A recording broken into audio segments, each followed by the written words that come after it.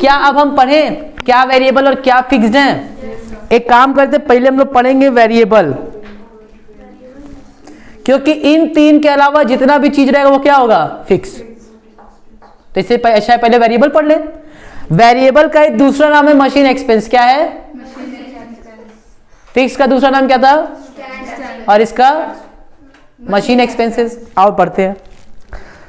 Machine expenses are machine running expenses and they include पहला depreciation, दूसरा power expense और तीसरा रिपेयर एंड मेंटेनेंस। बस तीन, depreciation, power and maintenance, power expense और रिपेयर एंड मेंटेनेंस। ये तीन ऐसे खर्चे होते हैं जो मशीन के साथ साथ और मशीन पे होते हैं। ठीक, बाकी खर्चे मशीन पे नहीं होते, मशीन के साथ साथ खड़े होकर के लगते हैं। ठीक, इसलिए उनको स्टैंडिंग बोला गया। ठीक, स्टैंडिंग दूसरा है, मशीन एक्सपेंसेस दूसरा है। तो वही तुम कहे दूसरा है, वही तो मैंने बोला, इसलिए करे तुम बीच में लगा गायब हो जा रही हो। ठीक, machine expenses is same as variable expenses. फिलहाल इतना समझ लो कि जैसे जैसे मशीन ज्यादा यूज करेंगे वैसे वैसे ये खर्चे भी क्या होंगे? बढ़ेंगे। ठीक, डेप्रिसिएशन ऑब्वियस सी बात है, मशीन जितना ज्यादा यूज करोगे उतना ज्यादा डेप्रिशिएट होगा। जल्दी यूज करो जल्दी डेप्रिशिएट होगा। वैसे तो हम लोग डेप्रिसिएशन को बोलते हैं फिक्स्ड, लेकिन फाइनेंशियल टर्म में अगर हम कॉस्ट की बात करें तो जितना ज्यादा मशीन यूज करोगे उतना डेप्रिशिएट होगा। तुम दो मशीन कर रख लो, दो गाड़ी रख लो, एक बाइक रख लो और एक और बाइक रख लो। एक बाइक को रगड़ के चलाओ खूब, एकदम दिन दहाड़े एकदम ओला बाइक में दे दो, वो ओला बाइक में रोज अप डाउन कर रहा है। ठीक, और एक क्या कर दो, उसको शोरूम में रख दो, तो दोनों में डेप्रिशिएट कौन पहले होगा? जो ओला की तरह चल रहा है। आ रही बात समझ में? तो डेप्रिशिएट होता है जितना ज्यादा मशीन चलाओगे उतना ज्यादा वो वेरी करेगा। ठीक, दूसरा क्या है? पावर। पावर का खर्चा भी होगा उतना ही। हार्स पावर जो हमने बताया, जितना ज्यादा मशीन की क्षमता उतना ज्यादा वो पावर लेगा, उतना ज्यादा बिजली का बिल आएगा। अपने घर में देख लो, मोटर चलाओ, ठीक, मोटर चलाओगे तो क्या आएगा? बिजली का बिल ज्यादा। और एक डोरबेल रख लो तो डोरबेल का घंटी कितना भी 10 बार रोज बजाओ, 2 बार, तब वो नहीं उतना आएगा। ठीक, आ रही है बात समझ में? पावर का खर्चा मतलब जो जितना ज्यादा यूज करोगे, जितनी पावर का होगा उतना ज्यादा बिजली का बिल आएगा, और जो जितना कम पावर का होगा उतने कम आएगा। तीसरा कहानी सुने। तीसरा कहानी है तुम्हारे रिपेयर एंड मेंटेनेंस का। किसको? ओला वाले को ज्यादा जरूरत पड़ेगी रिपेयर की, कि जो हम शोरूम में रखे थे। तो जितना ज्यादा यूज करोगे उतना रिपेयर होगा, काम खत्म। ये तीनों के तीनों किसके बेसिस पे होगा? वेरिएबल होगा। क्या होगा? वेरिएबल होगा। और दूसरा क्या हम पढ़ेंगे? फिक्स्ड। स्टैंडिंग देखते हैं। रेंट ऑफ फैक्ट्री बिल्डिंग, भाई रेंट तुमको उतना ही देना है, चाहे 4 घंटा मशीन चलाओ, चाहे 12 घंटा मशीन चलाओ, चाहे चलाई भी मत करो। ठीक, भाई रेंट 24 घंटा मशीन चलाओ, लेकिन तुमको रेंट उतना ही देना होगा। रेट्स और taxes and insurance of factory building fix रहेगा। Insurance premium of machine fix रहेगा। Salary of manager, supervisor, foreman and watchman fix रहेगा। General lighting fix. Cotton waste, cloth waste and lubricating oil. अब तुम्हारे मन में question आ सकता है, sir cotton waste हो गया या क्लॉथ वेस्ट हो गया या फिर लुब्रिकेटिंग ऑयल, तो ज्यादा मशीन चलाएंगे तो ज्यादा लगेगा। ये सब इतने माइनर खर्चे होते हैं ना, ठीक, कि वो उसका मतलब ये कि हम उसको अपोर्शन नहीं कर पाते हैं। भाई किस वाले में ज्यादा लुब्रिकेटिंग लगा रहे हैं ऑयल, किस वाले में कम लगा रहे हैं, क्योंकि वो बस होता है मशीन को इजीली चलाने के लिए। ये भी हो सकता है कि जो मशीन कई साल से नहीं चली, अगर उसको अचानक चलाना हो तो उसमें ज्यादा दिक्कत हो। आ रही बात समझ में? और जो मशीन हमेशा से चलती आई है शायद उसमें कम ऑयल लगे। देख रही हो कि नहीं? यानी कि कोई फिक्स पैटर्न नहीं हो सकता है। ये भी हो सकता है कोई मशीन अगर हम 2 महीना चलाएं खूब, फिर 2 महीना बंद कर दिए, तो जब 2 महीने बाद स्टार्ट करेंगे तो उसमें लुब्रिकेटिंग ऑयल की जरूरत पड़ सकती है ज्यादा। तो इसमें कोई फिक्स पैटर्न नहीं है, इसलिए हमने बोल दिया कि ये क्या है, इसका मतलब मशीन आवर से कोई लेना देना नहीं है, मशीन से डायरेक्टली कोई लेना देना नहीं है। तो इसको हमने क्या डाल दिए? फिक्स। कॉटन वेस्ट हो गया, जो कॉटन हमारा वेस्ट हो जाता है कोई चीज बनाते समय, प्रोडक्शन करते समय, ठीक, मतलब जो वेस्ट निकलता है हमारा, ठीक, वो भी हमारा एक तरह से ओवरहेड ही है, खर्चा ही है, तो उसको भी हम लोग क्या कर दिए? फिक्स मान लिए। ठीक। कंज्यूमेबल स्टोर मतलब नट बोल्ट ये सब हो गया, छोटा मोटा रिंच पेस्ट का पता नहीं क्या क्या होता है, टूल्स वूल्स, ठीक, या छोटे छोटे कुछ और भी स्टोर से हमको कुछ सामान हमेशा लगता रहता है, ठीक, तो वो भी कोई फिक्स पैटर्न नहीं होता है, तो उसको भी हम लोगों ने क्या मान लिया? फिक्स मान लिया। और सन्ड्री सप्लाईज। ऑपरेटर वेजेस और इंटरेस्ट, ये 2 कहानी है और हम लोग डिस्कस करेंगे, और हम लोग उसके बाद न्यूमेरिकल की दुनिया में बढ़ेंगे। पहला ऑपरेटर का wages, generally it is treated as direct labour cost and is shown in prime cost. अब मेरी बात ध्यान से सुनो, ये दो चीज इतना बड़े से इसलिए दिया है क्योंकि यही दोनों में क्या है, खतरनाक चीज है। पहला पढ़ो, ऑपरेटर वेजेस को नॉर्मली हम लोग क्या कहते हैं, लेबर कॉस्ट। तो लेबर कॉस्ट तो अलग दुनिया है पूरी, मशीन आवर से इसको कोई लेना देना नहीं है। लेकिन however if an operator manages several machines the wages should be shown as standing charge. Some author आ गए, some author consider the calculation after adding operators wages as comprehensive machine hour rate. अब सुनो मेरी बात ध्यान से, wages या operator wages, इसको हम लोग बोलते हैं डायरेक्ट लेबर। ठीक, तो नॉर्मली क्या होता है, वेजेस को हम लोग बोलते हैं डायरेक्ट लेबर, और ये हमारा कहां से दिखता है, प्राइम कॉस्ट में। लेकिन कभी कभी कुछ लेबर ऐसे होते हैं या कुछ ऑपरेटर ऐसे होते हैं जिनको हम अपॉइंट ही किस लिए करते हैं, मशीन चलाने के लिए। उनका काम ही क्या है, खाली मशीन चलाना। उनको सैलरी भी हम किस लिए देते हैं, मशीन चलाने के लिए। तो वो मेरा डायरेक्ट लेबर नहीं होता है। आ रही बात समझ में? डायरेक्ट लेबर का मतलब होता है कोई चीज बनाते हैं वो, तो बनाते समय हमको लेबर की जरूरत पड़ती है, तो मेरे डायरेक्ट लेबर हो गए। लेकिन कुछ ऐसे लेबर होते हैं, कुछ ऐसे वेजेस देनी पड़ती है जो जिनका काम होता है सिर्फ और सिर्फ क्या, मशीन चलाना। तो जब मशीन चला रहे हो तो वो खर्चा भी किस में जाएगा, मशीन में जाएगा। आ रही बात समझ में? कुछ ऑथर इसमें झगड़ा करते हैं, कुछ झगड़ा करने का मतलब कुछ ये कहते हैं कि साहब ये जो है ये आप डायरेक्टली उसमें मत चार्ज किया कीजिए मशीन पे, एक इसको सब कुछ करने के बाद, ठीक, यानी कि पूरा खर्चा को करने के बाद से एक आप कंप्रिहेंसिव मशीन आवर रेट निकाला करिए। मतलब इनको भी इंक्लूड कर करके आप एक क्या निकालिए, कंप्रिहेंसिव मशीन आवर रेट निकालिए, जिसका बारे में हमको उतना डिटेल में नहीं जाना। सिर्फ इतना हमें समझना है कि ऑपरेटर वेजेस जो होगा वो क्या होगा, स्टैंडिंग होगा, और ये किस बेसिस पे होगा, जितना घंटा वो मशीन में देते रहेंगे। अभी हम लोग शायद क्वेश्चन किए थे एक, इसमें जो फ्लोर एरिया था ना, तो उसमें फ्लोर एरिया के हिसाब से था, इसमें क्या होगा, वो जितना घंटा जिस मशीन में देता है। ठीक, मान लो सपोज मैं उसको कितना देता हूं, 10,000, कितना देता हूं उसको, ये जो 10,000 उसको हम सैलरी दे रहे हैं, उसमें से एक ठो में वो रहता है 5 घंटा, एक में रहता है वो 3 घंटा, और एक में रहता है 2 घंटे। आ रही बात समझ में? यानी कि मैं 10,000 उसको दे रहा हूं, ये मशीन 5 घंटा चलाने के लिए, ये मशीन 3 घंटा चलाने के लिए, और ये मशीन 2 घंटे चलाने के लिए। तो ये जो खर्चा है वो भी किस रेशो में जाएगा, बस यही वो लाइन कह रहा है। ठीक है, या तो ये कर लो, या तो एक काम करो, कंप्रिहेंसिव निकाल दो। कंप्रिहेंसिव का मतलब 10,000 और ये कितना घंटा है, 10 से डिवाइड करके जो रेट निकल रहा है उसी रेट के हिसाब से बांट दो। ठीक, तो दोनों क्या है, ऑलमोस्ट एक ही है। इंटरेस्ट हम लोग चर्चा कर चुके हैं शायद, अभी तो चर्चा किए थे। Interest on loan taken for the purchase of machinery or interest on hire purchase is a financial expenditure and generally it is ignored in computation of machine hour rate. However, some other consider it as a standing charge. Students should give proper note in the context. काम खत्म। तुम्हारी इच्छा है, तुम interest को क्या मान रहे हो, इंटरेस्ट को कॉस्ट मान रहे हो, तो उसका प्रॉपर जजमेंट दे देना कि मैंने इसको कॉस्ट माना है, और मैंने इसको कॉस्ट में भी क्या माना है, स्टैंडिंग खर्चा माना है। ठीक, एग्जाम में अगर आएगा तो तुम लोग को मानना ही पड़ेगा। ठीक, याद रखना। ठीक, मानना ही पड़ेगा, क्योंकि इग्नोर करके छोड़ नहीं सकते हो, अच्छा नहीं लगेगा बेचारे को। ठीक, खत्म। एक लास्ट चीज बस पढ़ लें, बस लास्ट। हाँ सर, लास्ट। एक होता है मशीन आइडल टाइम और एक होता है machine setting time. Idle time और आइडल टाइम का मतलब वो समय जिस समय मैं मशीन चला नहीं पा रहा हूं, और सेटिंग टाइम का मतलब मशीन चलने से पहले उसको कुछ देर उसको सेटिंग करना पड़ता है।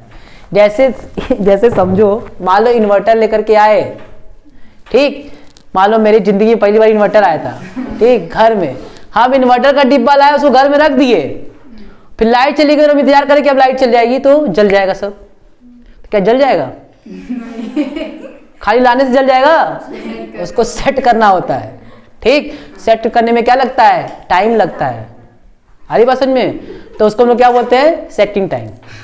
ठीक, सुन लो, मशीन आवर जब हम कैलकुलेट करेंगे तो इसका भी बारे में दिक्कत होगा, क्योंकि तुमको क्वेश्चन में आइडल टाइम भी देगा और क्वेश्चन में तुमको सेटिंग टाइम भी देगा, और तुमको बोलेगा अब निकालो इफेक्टिव आवर। तो वहां कहोगे सर ये तो दिक्कत हो गई, यहाँ पे तो अब हमको क्लियर किए ही नहीं थे कि मशीन आवर में कितना लूं। ध्यान से मेरी बात सुनो, 2 घंटा आइडल टाइम है, 5 घंटा लगता है सेटिंग में, और हमने काम किया है 20 घंटे।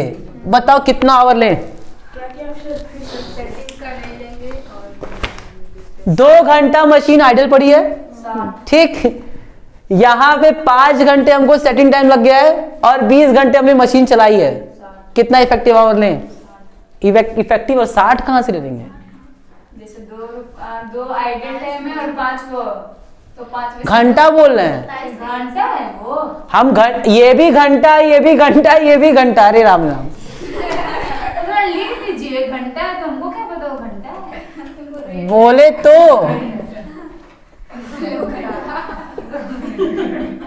इसको बना ही दे रहे हैं। अब ठीक है, अब मेरे ख्याल से तुम दिमाग में बैठ जाएगा। ये भी घंटा, ये भी घंटा, और ये घंटी घंटा जो भी कहो, ठीक। सुनो, 2 घंटा वो बंद रहता है, चालू नहीं हो पाता है, ठीक। 5 घंटे वो 1 घंटे सेट करने में लगता है, ठीक। अरे, और 20 घंटा लगता है किसमें? कुछ पुरानी यादें ताजा हो गई। 20 घंटे में ये सब। अरे चलो अब देखो ध्यान से, क्या मैं पढ़ूं? If the working hour budgeted for a machine are 48 घंटे इन अ वीक, एक वीक में कितना घंटा? 48 घंटे। But this machine remains idle for 4 hour, 48 घंटे हमने माना था कि ये मशीन चलेगी, लेकिन 4 घंटे तो मनमानी करके बैठ गई कि नहीं चलेंगे, आइडल रह गई। We should calculate the rate on 44 hours and not in 48 hours. इसका मतलब कि जो आइडल है वो आइडल है, नहीं लेंगे। आ रही कि नहीं बात समझ में? बोलो। अच्छा, फिर देखते हैं, फिर कह रहा है and not on 48, by doing so the cost of idle time which is an overhead would also be absorbed by the machine overhead। लेकिन देखो कितनी बुरी बात हो गई। अच्छा अभी सुनो, डिस्कस करेंगे, छोड़ो आगे। Secondly, each machine requires a setting time before it starts production. The time spent on setting the machine should be included in calculating the effective hour of the machine. If a machine takes 1 hour in setting and then it works for another 19 hours, then the production cost will be, effective hour will be 20 hours। कुछ समझ में आया? लेकिन जब setting time की बात करेंगे तो हम इसको इंक्लूड कर देंगे, यानी कि मशीन कितने घंटे चली? 25 घंटे। अब कुछ कहानी समझ में आ रही है? अब मेरी बात सुनो ध्यान से। मैंने बजट बनाया कि ये मशीन कितने घंटे चलेगी? 20 घंटे। 20 घंटे चलेगी। फिर मैंने बोला कि 2 घंटे तो पड़ी रहेगी, ठीक। 5 घंटे उसको सेट करने में लगेगा और 20 घंटे चलेगी। इसका मतलब कि टोटल इफेक्टिव आवर कितना होगा? 25 घंटे। यानी कि मशीन स्टार्ट होने के बाद से जब प्रोडक्शन स्टार्ट होता है तो वो टाइम भी हम लोग लेंगे कि मशीन हमारी क्या हो रही थी? चल रही थी। और अगर मैंने 2 घंटे मशीन ऑन करके छोड़ दिया, वहां काम नहीं हो रहा है, तो इसका मतलब क्या है कि वो 2 घंटे हमारा खर्चा हुआ है लेकिन वो काम इफेक्टिव नहीं है। अब सुनो मेरी बात ध्यान से, ऐसा कब होता है? सुनो, एक सबसे बेस्ट एग्जांपल देते हैं तुम लोग को इंजन का। ट्रेन इंजन होती है ना, ट्रेन इंजन बहुत कम बंद होती है, बहुत उसको रेयरली बंद किया जाता है, चलती रहती है, चलती रहती है, चलती रहती है, ठीक। कभी देखो इंजन बंद बहुत रेयर, जब लॉकडाउन हो तभी बंद होता है, नहीं तो नॉर्मली इंजन को लोग बहुत रेयर ही बंद करते हैं। जैसे ही ट्रेन पहुंचती है इंजन वहां से हट करके दूसरे ट्रेन में लगा दिया जाता है, वो बंद नहीं होती है। इवन कभी कभी ट्रेन इंजन ऐसे ही खड़ा रहता है लेकिन उसको ऑन करके छोड़ दिया जाता है कि वो बंद नहीं करते हैं, वो अपनी चलती रहती है। तो वो जो उस घंटे, जितने घंटे मशीन मैंने चला करके छोड़ दी है, उसका अभी हमको इस्तेमाल नहीं कर पा रहे, तो वो हमारा क्या कहलाता है? Idle our.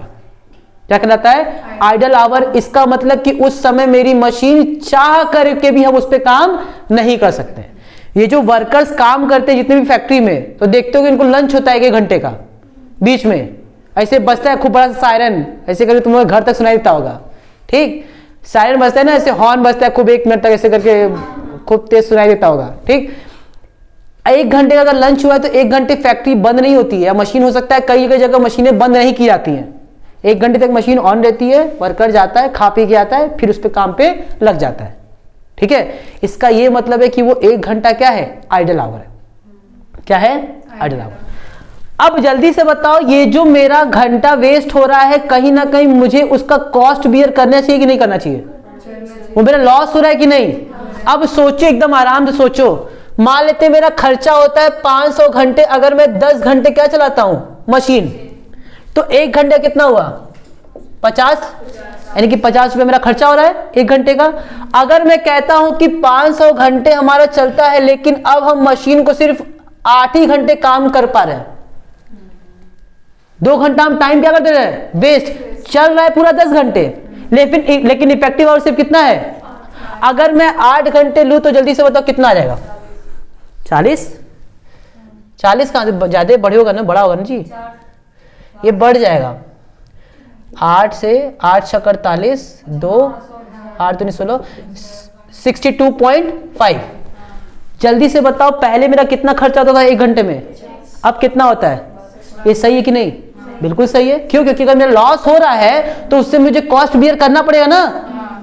इतना क्लियर हो गया? अगर मान लो मैं ये नहीं 8 घंटा लिखता, मैं अभी भी कितना लिखता, 10 घंटे, इसका मतलब कि 500 बटे में 10 करते तो अभी भी कितना आता, 50 ही आता। गलत हो जाता। तुम 10 घंटा दिखा रहे, लेकिन एक्चुअली तुम्हारी मशीन कितने घंटे चली है, सिर्फ 8 घंटे। ये तो गलत हो जाएगा। आई बात समझ में?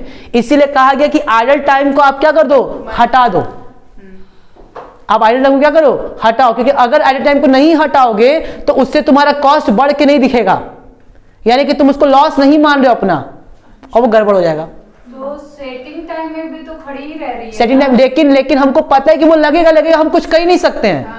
मैंने बोला इन्वर्टर लाना है, इन्वर्टर वाला एग्जांपल है ना, हमको पता है जब इन्वर्टर लाएंगे तो 1 घंटा उसको सेट करने में लगेगा ही लगेगा, तो उसमें मेरी गलती है? नहीं है। लेकिन आइडल टाइम में किसकी गलती है? मेरी गलती है। गलती क्या, उसको कह सकते हो कि 1 घंटा हम दे रहे हैं वर्कर्स को आराम करने के लिए, बट कहीं ना कहीं हम उसको अवॉइड कर सकते हैं। लेकिन सेटिंग टाइम को तुम अवॉइड, वो लगेगा ही लगेगा सेट करने में। आ रही बात समझ में? या तुम किसी को भी समय दे रहे हो, कोई भी चीज सेट करना है, तो उसको बोलते हो ना भैया ऐसा है कि हम ये आए हैं, इसको 15 मिनट लगेगा सेट करने में, तो उसको हमेशा 15 मिनट के बाद का ही समय देते हो। क्यों? क्योंकि जान रहे हो कि 15 मिनट लगेगा ही लगेगा और हम इसको अवॉइड नहीं कर सकते। इतनी कहानी समझ में आ रही है? सेटिंग टाइम जब भी देगा तो वो हमारे आर का पार्ट बनेगा, आइडल टाइम जब कभी भी देगा तो मेरे आर का पार्ट नहीं होगा। कहानी समझ में आ गई? क्यों सेटिंग टाइम लेते हैं? क्योंकि मुझे पता है कि ये सेटिंग टाइम तो लगेगा ही लगेगा, वो मेरे हाथ में नहीं है, कंट्रोल में नहीं है कि मैं उसको बचा सकूं, ठीक। लेकिन आइडल टाइम को हम कहीं ना कहीं क्या कर सकते हैं, बचा सकते हैं। तो अगर मैं नहीं सेव कर पा रहा हूं तो उसकी वजह से जो कॉस्ट बढ़ेगी तो मुझे बियर करना पड़ेगा। कहानी समझ में आ गई? अब हम लोग क्वेश्चन स्टार्ट कर सकते हैं। इतना अगर आप लोग कहानी समझ गए तब तो काम ही खत्म हो गया। अब देखो कितना आसान आसान क्वेश्चन है, समझ में आया जी कुछ?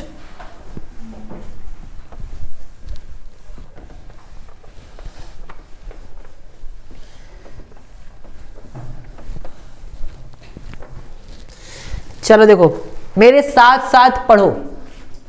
जी सर, तुम उसके में पढ़ो। पहला illustration number 1, when only 1 machine is in use, जब खाली एक के मशीन यूज में है। Working hour for a month कितना, 160 घंटे, यानी कि 1 महीने में 160 घंटे मेरा मशीन चलता है। एक काम करें, रुको पहले ये फॉर्मेट देख लो जरा, तो रुक जाओ, क्वेश्चन पढ़ने से एक फॉर्मेट देखो लिखा हुआ बनाया होगा, ठीक है। फॉर्मेट में तुम लोग को दिख रहा होगा स्टैंडिंग चार्ज, दिख रहा है ना, उसमें कई सारी चीज दिया, उसके बाद से लिखा हुआ तुम्हारा मशीन एक्सपेंसेस है, मशीन या वेरिएबल, हाँ वही लिखा है, ठीक है। इतना हो गया। 2 तरह के खर्चे होते हैं ना। अब सुनो, जब तुमको कैलकुलेट करने को आएगा ना तो सुनो ध्यान से, इसका सारा खर्चा पहले ऐड कर लेना। क्या कर लेना? ऐड कर लेना। ओके सर, हम लोग यहाँ पे टोटल ऐड कर लोगी, और फिर जो टोटल ऐड करने पे आएगा उसको डिवाइड कर दोगे इफेक्टिव मशीन आवर से। आगे बात समझ में? फॉर्मूला क्या तुम लोग ऐसे खुद दे बना दिए, फॉर्मूला क्या है? ठीक है, ये तो फॉर्मूला रटने की जरूरत नहीं है, तो हम लोग ऐसे ही करते भाई, पहले सारा खर्चा ऐड कर लो, हर को डिवाइड करने से अच्छा है पहले सबको ऐड कर लो और फिर इकट्ठे डिवाइड कर दो। ठीक, तो एक मशीन आवर रेट निकल गया। लेकिन मशीन एक्सपेंसेस जो होता है वो वेरिएबल ही होता है, किसके हिसाब से? मशीन आवर के हिसाब से। तो यहां पे हम सबको जोड़ करके डिवाइड नहीं कर सकते, यहां पे सबका इंडिविजुअली क्या निकलेगा? वर्किंग होगी। ठीक, यस। तो इसमें जो डेप्रिसिएशन है, इसमें जो मशीन मेंटेनेंस एक्सपेंसेस है और जो पावर है, इन तीनों की वर्किंग क्या होगी? अलग अलग, और इसका एक साथ। ठीक, एक साथ और अलग अलग करा जाए। स्टैंडिंग में क्या क्या होगा?